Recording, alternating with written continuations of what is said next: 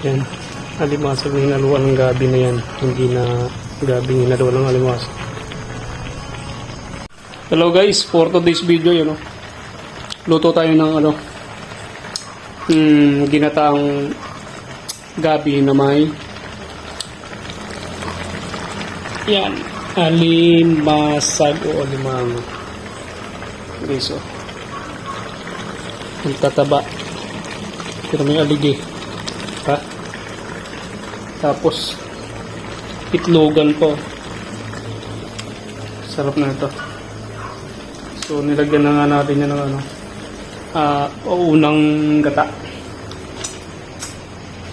So palalambutin lang natin na maigi yung gabi guys, para hindi siya makati. So maya konti ilalagay na natin tong yan, unang gata.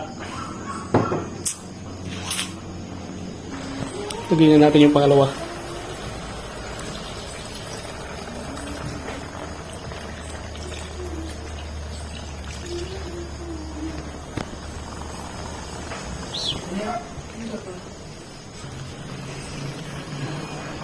Limasag na hinaluan ng ng gabi.